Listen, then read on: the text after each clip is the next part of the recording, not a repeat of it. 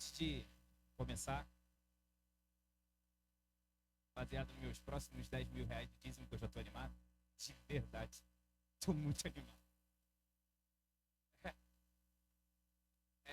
Para complementar, eu tenho uma coisa para dizer que é uma experiência pessoal que eu descobri na minha vida, obrigado, PJ, que tá sempre brabo. Tá sempre brabo. Quando eu não ofertei, estava muito bravo. Mas o que eu colhi era mais brabo do que o brabo. Então, eu descobri que tá sempre brabo. Mas o que não está brabo é porque a confiança e a fé que eu tenho nas promessas de Deus me permitem enxergar que está brabo, mas o Senhor proverá. Ele nunca deixou de prover na minha vida. Eu nunca coloquei uma oferta no altar do Senhor que não me fizesse falta. Pelo contrário, todas as vezes está bravo. Mas as promessas do Senhor se cumprem. Quando elas se cumprem, vai continuar bravo. Mas a provisão do Senhor é notável. E é isso que faz a diferença. E eu tô animado. Foco nos 10 contos. Ah, moleque. Vambora. Eu saúdo essa igreja linda com a paz do Senhor, amém? Vamos continuar na nossa busca pela presença do Senhor.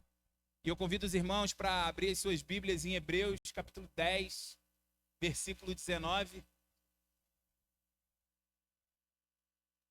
Portanto, irmãos, por causa do sangue de Jesus, podemos entrar com toda a confiança no lugar santíssimo. Por sua morte, Jesus abriu um caminho novo e vivo, através da cortina que leva ao lugar santíssimo. E uma vez que temos um sumo sacerdote que governa sobre a casa de Deus, entremos com o coração sincero e plena confiança, pois nossa consciência culpada foi purificada e nosso corpo lavado com água pura. Apeguemo-nos firmemente, sem vacilar, à esperança que professamos, porque Deus é fiel para cumprir sua promessa. Pensamos em como motivar uns aos outros na prática do amor e das boas obras. E não deixemos de nos reunir, como fazem alguns, mas encorajemo-nos mutuamente, sobretudo agora que o dia está próximo. Eu vou ler uma outra versão que eu acho que fica mais bonitinho. Essa versão é da mensagem. E ela diz assim: portanto, amigos, podemos agora sem hesitação caminhar direto para Deus até o lugar santo. Jesus preparou o caminho pelo sangue de seu sacrifício e atua como nosso sacerdote diante de Deus. A cortina que dá acesso à presença de Deus é o seu próprio corpo. Então, avante, cheios de fé, confiantes que estamos apresentáveis para Ele. Vamos nos agarrar às promessas que nos fazem prosseguir. Ele sempre mantém sua palavra. Sejamos criativos no amor, no encorajamento e na ajuda. Não evite as reuniões de culto, como alguns fazem, desprezando os irmãos, ainda mais agora que o grande dia se aproxima. Pai, em nome de Jesus, eu quero, Senhor, colocar essa palavra em tuas mãos. Coloca essa igreja, Senhor, toca nossos corações, vem falar para nós, através de nós, Senhor. Usa-me, Senhor, conforme a tua vontade. Ó Deus, em nome de Jesus, nos abençoa, Senhor, porque não vamos nos cansar de buscar a tua presença. Em nome de Jesus, amém. Irmãos, para pensar. Antes, a gente era proibido, separado da presença de Deus. Durante um tempo, ela foi representada pelo tabernáculo. Durante um tempo, foi representada pelos juízes. Durante um tempo, foi representada pelos profetas. Um ou outro. Talvez um rei ou outro. A presença de Deus era um negócio lá longe. Só era possível se achegar a Deus através de um intermediário. Durante todo o período do êxodo, dos profetas, reis, a presença sempre era marcada pela manifestação de homens e mulheres escolhidos para manifestar sua presença. Como é que funcionava o negócio? Sempre tinha alguém. Alguém pegava lá a bolinha do sorteio e era o escolhido. Deus levantava. Aquele cara, aquela mulher, ela era a voz de Deus. A presença de Deus se manifestava nesse lugar. O marco no deserto, existia a representação da coluna de fogo, da nuvem e do próprio tabernáculo. Eles representavam, claro, a arca, e tudo isso representava a presença de Deus. Essa presença era algo distante, era algo controlado. Existiam infinitas regras para você chegar. As pessoas estavam ali, elas precisavam cultuar algo que elas estavam vendo, observando. A presença de Deus era manifesta por pessoas que faziam sinais em nome de Deus, que manifestavam, que traziam palavras, profecias para o povo. E como é que, no decorrer do tempo, isso vai acontecendo? Porque a gente precisa entender que, como o meu tema, que eu não disse, a gente não pode se afastar da presença de Deus. No nosso culto de quinta, para a gente pensar, a gente precisa pensar como a presença de Deus era reconhecida. Abraão viu a presença de Deus em Gênesis 17, no versículo 1 diz assim: sendo, pois, Abraão da idade de 99 anos, apareceu o Senhor a Abraão e disse-lhe: eu sou o Deus Todo-Poderoso. Anda em minha presença e ser perfeito. Nossa primeira bolinha. Mais um sorteado. Primeiro sorteado. O Senhor se manifestou para ele. O Senhor foi até ele e ele ia a todos os escolhidos e se apresentava. No Êxodo, com Moisés, a mesma coisa. O Senhor foi lá e apareceu o anjo na forma de uma chama de fogo, na sarça que ardia. É que essa pegou fogo, hino bonito. Então o Senhor se apresentava aos seus escolhidos. O Senhor se apresentava, mas essa apresentação, essa presença era exclusiva daquele que foi escolhido. O Senhor institui o tabernáculo, e aí ele torna aquela presença visual, mas apenas um entrava no ápice da presença: o sacerdote. Somente ele entrava, somente ele era capaz ou não de suportar a presença. Se ele não fosse capaz, mais um CPF cancelado. Funcionava desse jeito, e era assim que tinha que ser, e amém. Vacilou, morreu. Simples.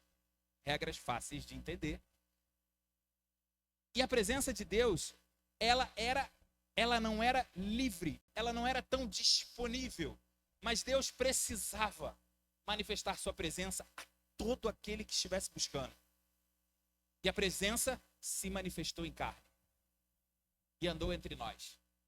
E a presença de Deus foi reconhecida. Aquilo que era intocável passou a ser possível ser tocado. Aquilo que era difícil passou a ser próximo. Foi a casamento, andou com o povo, subiu no monte, andou no mar, passeou de barquinho, ajudou a pescar. A presença de Deus se manifestou entre nós. Mas a gente precisa entender que esse versículo vai dizer algo ainda mais importante sobre a presença. Que ele conquistou o direito de estarmos na presença. Lembra? Nada muda. O Antigo Testamento, ele vai exatamente falar tudo aquilo que o Novo vai cumprir. Jesus não muda nada. Então, só é possível entrar na presença de Deus aqueles que estão verdadeiramente limpos. E ponto. Isso não mudou. O sacerdote entrava, ele tinha que estar zerinho.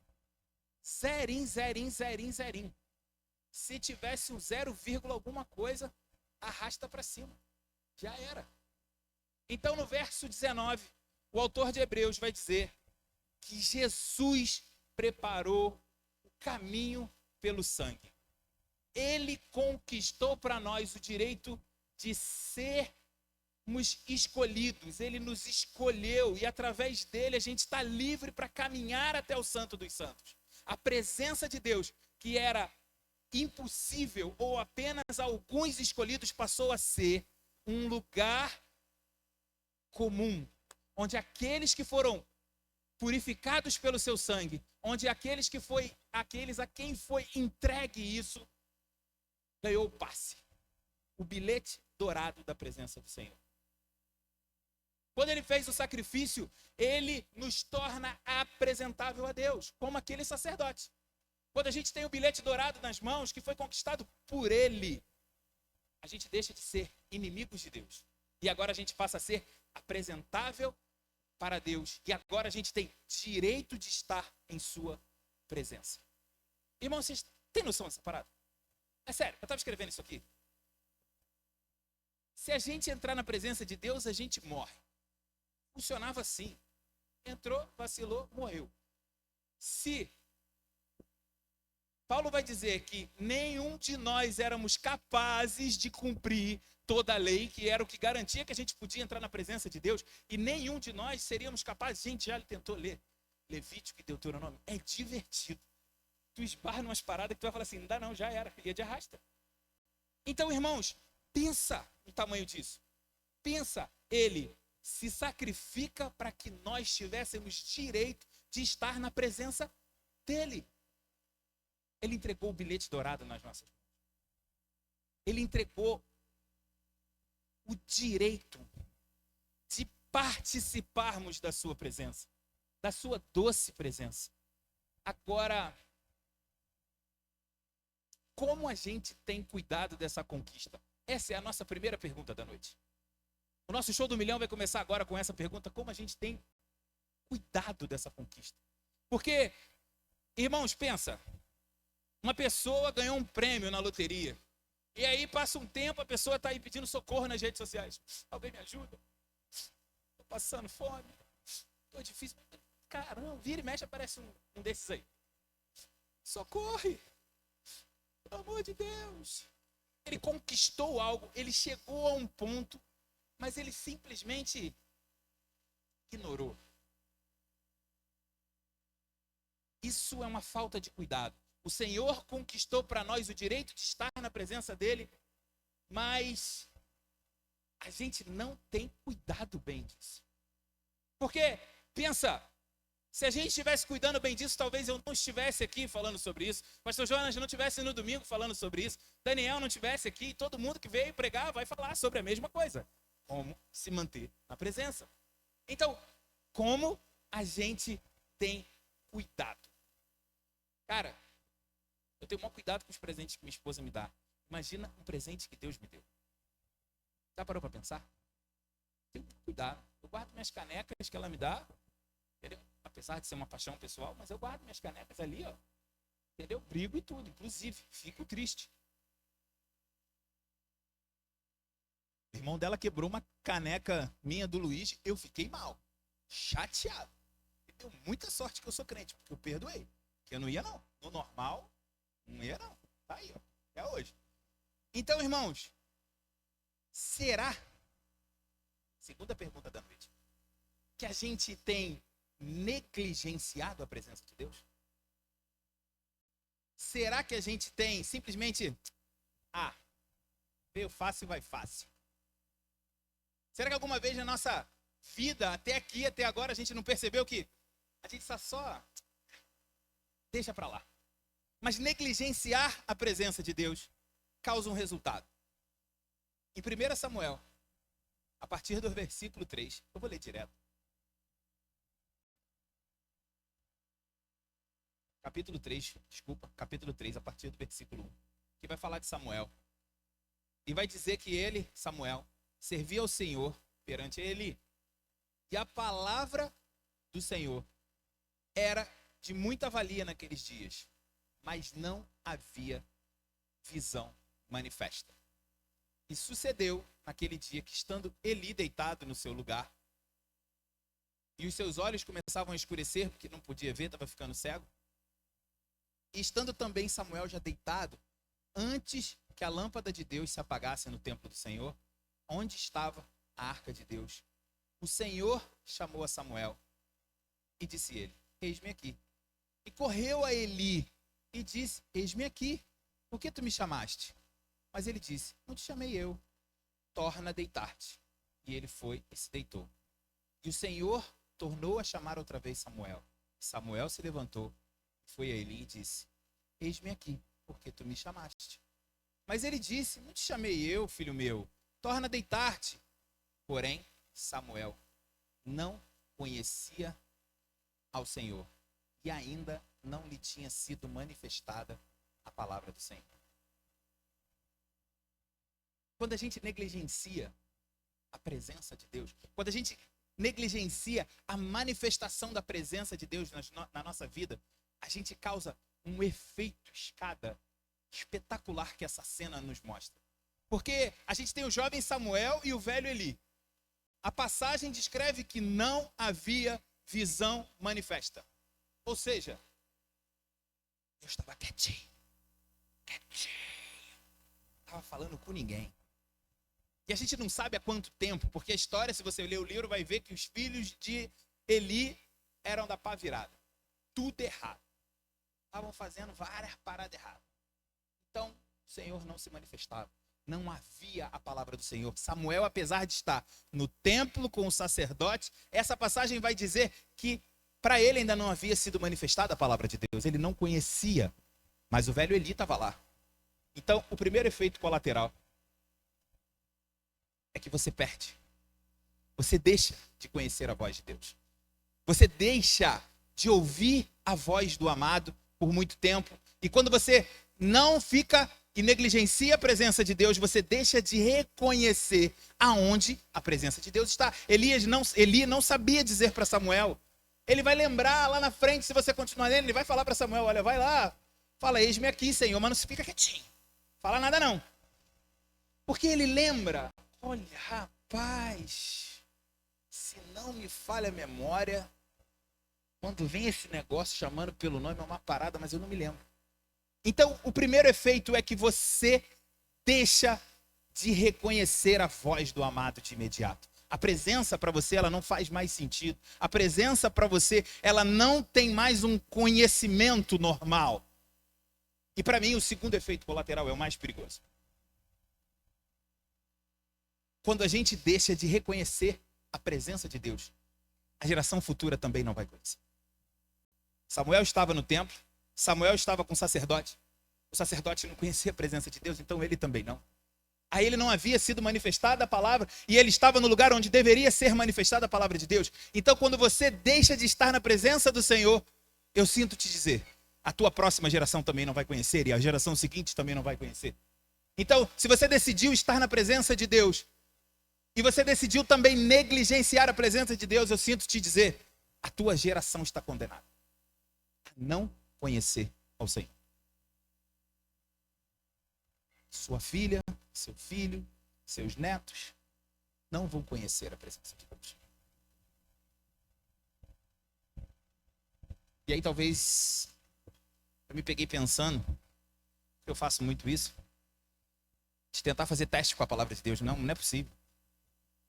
E aí eu fui pensar em pessoas que se afastaram do Evangelho e continuaram sua vida fora do Evangelho. E aí você olha o próximo, nada. Você olha para o seguinte, também nada. Então, quando a presença de Deus deixa de se manifestar na sua vida, parabéns, você acabou de condenar o próximo.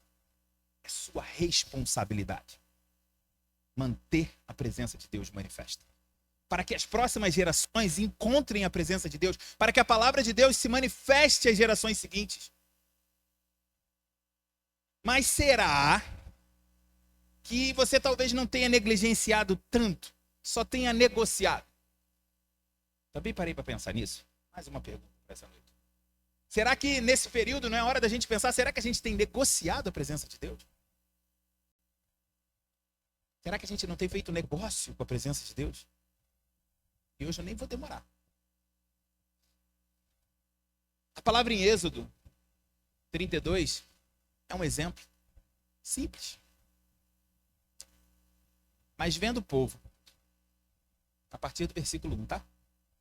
Você vai abrir aí.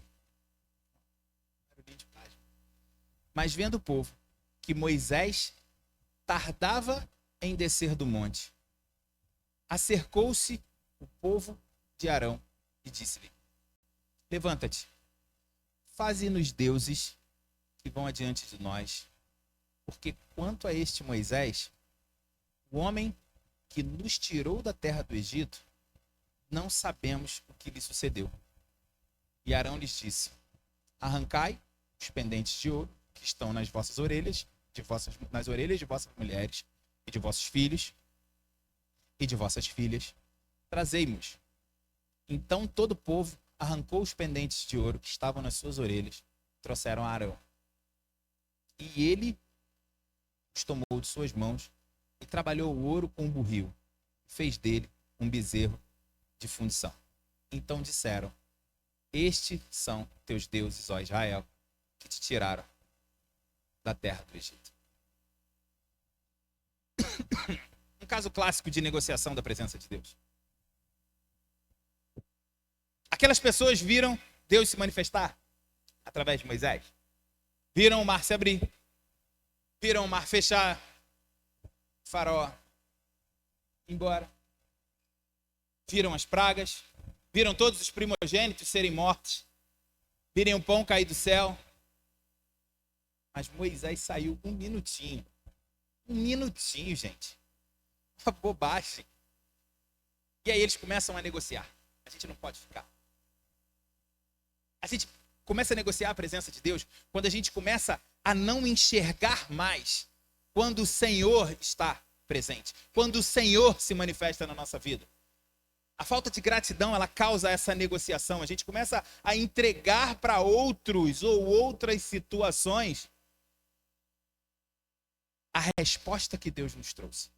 Olha, eles vão dizer, olha, é muito legal. Se a visão não me atrapalhar, eu vou achar de novo. Faz-nos deuses que vão adiante de nós, porque quanto a este Moisés, cara lá, o homem que nos tirou da terra do Egito, eles já nem reconheciam mais o poder de Deus para sacá-los daquela escravidão. Eles já de cara atribuíram a Moisés. Moisés era gago, mano. Tu acha que um cara lento igual a ele ia tirar alguém? Se você conhece um pouco de história, o negócio no Egito era sinistro. Não ia dar, não. Então, eles já estavam atribuindo, eles já estavam negociando a presença de Deus, porque eles estavam desesperados. Porque a referência deles, isso é um problema, a referência da presença de Deus era manifesta naquela pessoa. O sorteado da vez era Moisés. Então, quando aquela presença sai, eles não conseguem se manter retos ali, olhando, mas a gente precisa entender que o Senhor está aonde o nosso coração consegue buscar. A gente precisa entrar na presença do Senhor, para que a gente não seja confundido, a gente comece a negociar a presença dele. Não, tudo que eu conquistei foi porque o banco me ajudou. Tudo que eu conquistei foi porque o meu trabalho me deu. Tudo que eu conquistei foi porque a minha força, aquele homem chamado Moisés, nos tirou do Egito. Então agora a gente precisa de alguma outra coisa para substituir, é óbvio. Óbvio que você precisa de algo. Então nós temos o nosso querido, o bezerro de ouro. E a minha pergunta é, quantos bezerros de ouro a gente levanta para negociar com Deus? Quantas vezes a gente levanta as nossas mãos, a gente entra na frente de Deus para resolver coisas que Ele já falou conosco? Quantas vezes a gente pega o nosso braço e vai se meter na obra? E pior, quantas vezes a gente troca a presença de Deus para poder contemplar o bezerro de ouro? O bezerro de ouro, nos nossos tempos, eles são vários personagens. O bezerro de ouro é algo forjado pela mão dos homens.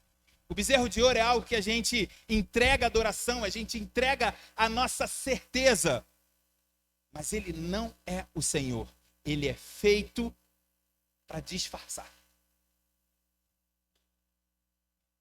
Assim como aquele povo, quantos deuses a gente levanta?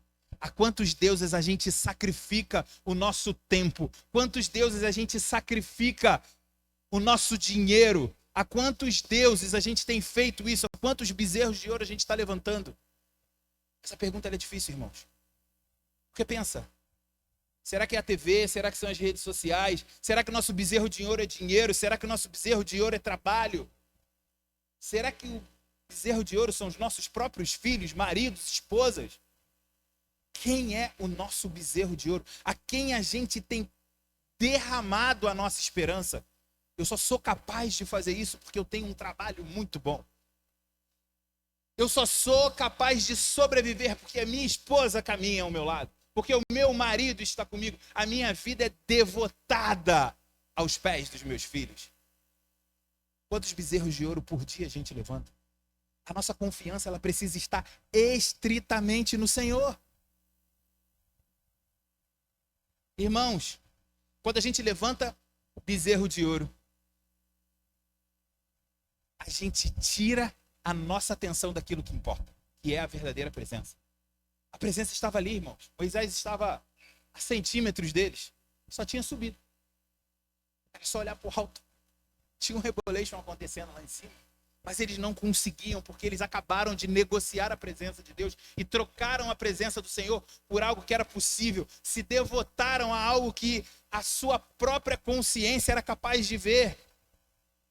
Irmãos, existe uma verdade: nada substitui a presença de Deus. Nada substitui a manifesta presença do Senhor na nossa vida.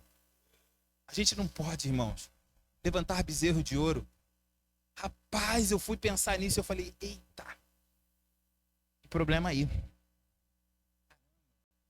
Nossa, estou numa semana agitada no trabalho, então, nossa, quanta coisa você às vezes olha e fala, uau, deveria ter orado e não confiado em mim, talvez tivesse resolvido mais rápido, porque a nossa humanidade, que é toda zoada, que é idólatra, a gente tem essa facilidade de negociar a presença de Deus e levantar bezerro de ouro, como aquele povo fez.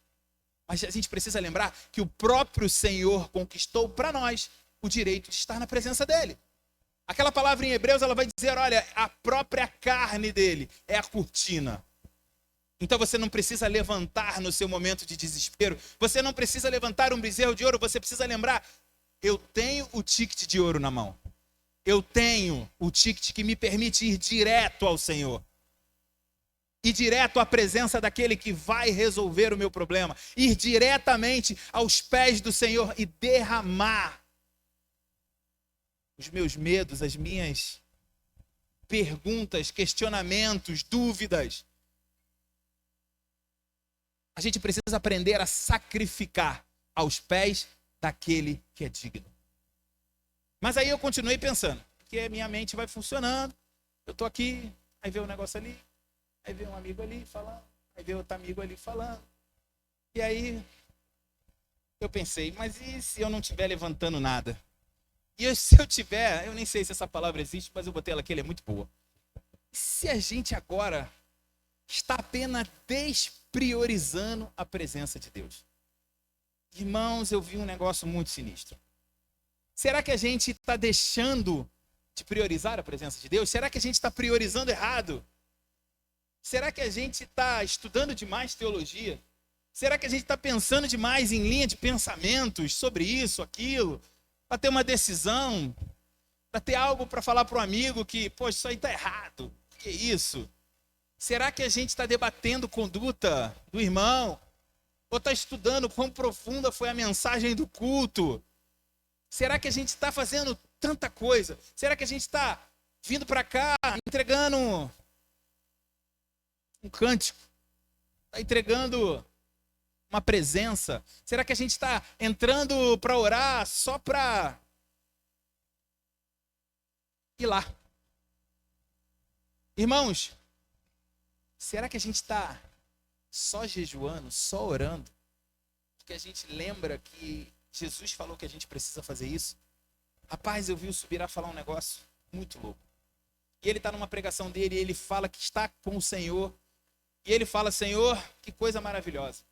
Vamos entrar o ano e olha, bati a minha meta de jejum. Estou jejuando mais. Bati a meta de leitura da palavra. Estou lendo ainda mais.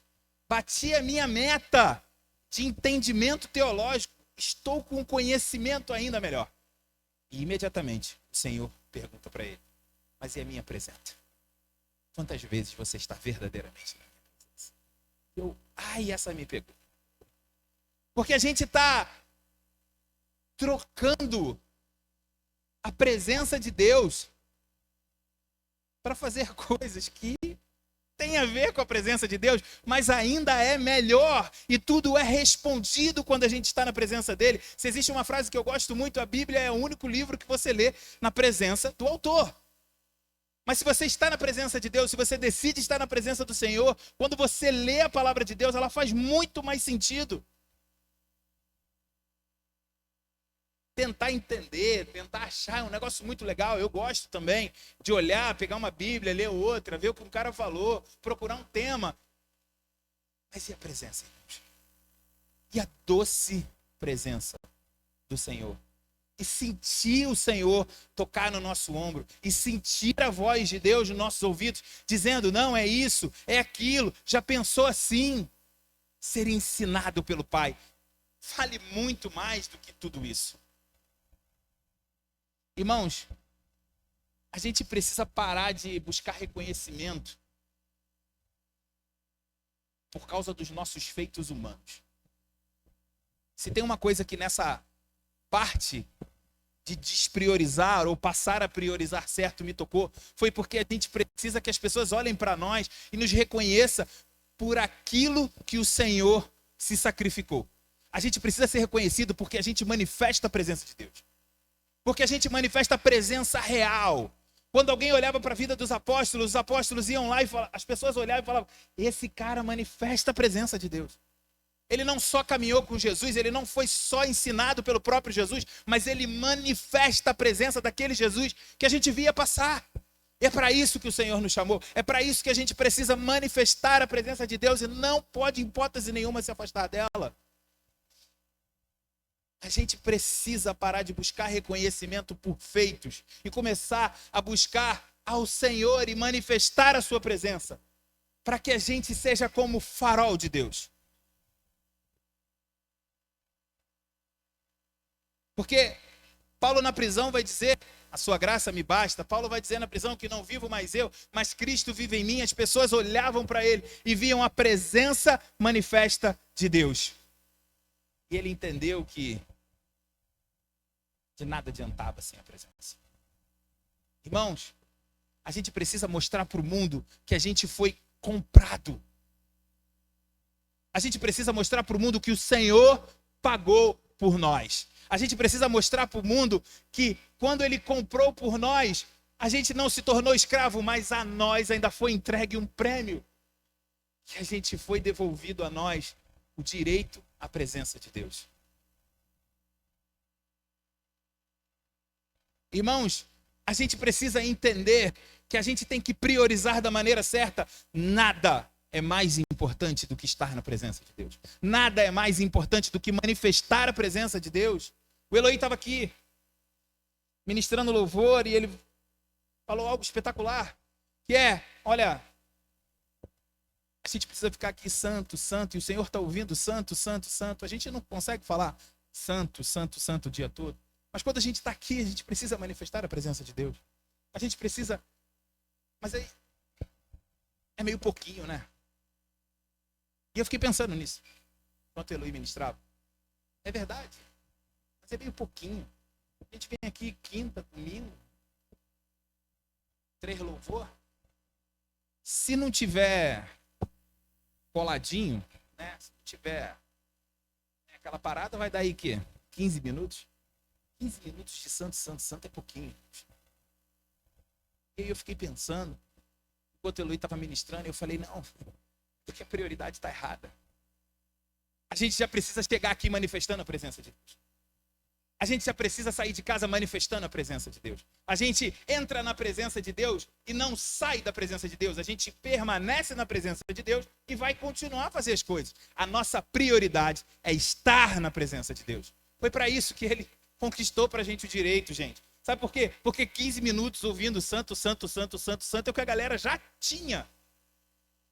A galera ia lá, pegava o seu cabritinho, levava lá, presença, 15 minutos. Comprava no início, ia até andando no tabernáculo, pronto. O santo, santo, santo de 15 minutos era o normal. Mas o Senhor, Ele queria muito mais. Ele nos deu muito a mais para que a gente pudesse estar o tempo inteiro em sua presença. A nossa prioridade, quando A gente sair daqui é se manter manifestando a presença de Deus. Irmãos, se tem uma coisa que a gente precisa, e eu estou concluindo, é entender que o Senhor nos chama a retornar à presença de Deus. Irmãos, pensa assim. O Senhor me chama para retornar à presença de Deus. Não essa de um pouquinho, mas a presença de Deus contínua, a presença de Deus manifesta. Se eu vou jejuar, eu vou jejuar o tempo inteiro na presença do Senhor. Se eu vou ler a palavra, eu vou ler a palavra o tempo inteiro na presença do Senhor.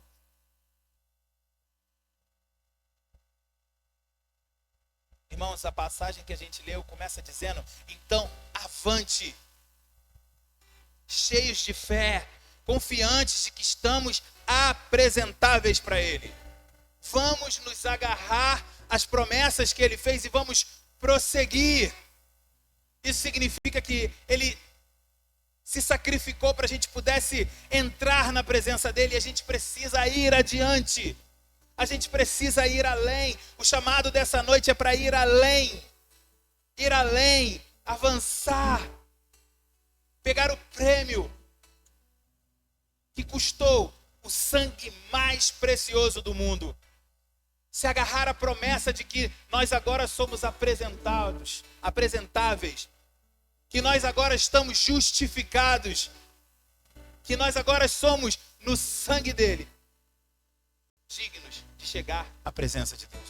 Tem muita gente que acha que isso não é possível, irmãos. Tem um monte de gente que acha que isso aí não é possível, que ainda é necessário ter alguém no meio ali fazendo interlocução, irmãos. O sacrifício de Deus é perfeito. O sacrifício do Senhor é perfeito. A gente precisa parar de crucificar Jesus. E a gente precisa aproveitar da presença dele. A gente precisa, como essa passagem diz, a gente precisa confiar nas promessas. Ele precisa, ele deseja, ele anseia que a gente retorne à presença dele. A gente precisa crer que a gente pode entrar na presença dele. Foi ele mesmo que fez. Foi ele mesmo que se sacrificou para que a gente pudesse entrar na presença dele. E agora eu vou dizer que o texto ainda termina dizendo assim: olha, não evita as reuniões de culto, não. Eu até quero dizer, não evita só as reuniões de culto, não, mas não evita também tudo aquilo que te aproxima da presença de Deus. A gente precisa não evitar as reuniões de culto, mas a gente também não precisa não evitar as reuniões de oração, não evitar os trabalhos, não evitar o evangelismo, porque a gente precisa estar constantemente na presença do Senhor. E muitas das vezes, e minha esposa sempre fala sobre isso, que às vezes ela sobe aqui sem a menor condição, mas a presença de Deus faz com que ela desça transformada. A presença de Deus, ela modifica o nosso estado. Não há um coração quebrado que não seja consertado na presença do Senhor. Não há uma alma abatida que não é recuperada na presença do Senhor. Quando você manifesta ou quando você busca a presença de Deus, tudo se resolve. Ai, mas eu estou precisando de dinheiro. Mas eu estou sem paz. Mas quando a presença de Deus se manifesta, você vai ouvir dizer: eu estou no controle. Se existe uma coisa que eu falei no início, é que eu aprendi que realmente está sempre bravo. Mas eu aprendi de verdade que Ele está no controle. E tudo aquilo que Ele me prometeu vai cumprir. Então eu preciso manifestar a presença dEle. Eu preciso chegar nos lugares e as pessoas precisam olhar e ver, não a mim, mas que eu estou na presença de algo muito maior, muito melhor. E nos momentos de dificuldade, sim, eu vou sorrir, porque a presença de Deus me acalma. Portanto, irmãos, nessa noite, para ficar no seu coração antes da gente adorar o Senhor, a pergunta é: para onde iremos? E eu vou responder: a gente vai na direção da presença de Deus. Aonde está o que a gente precisa? Na direção da presença de Deus. Aonde está o que a gente está buscando desesperadamente? Exatamente aonde a presença de Deus se manifesta. Se existe um lugar que a gente precisa aprender aí, é diretamente para a presença de Deus. Portanto, fica de pé essa noite, vamos adorar o Senhor.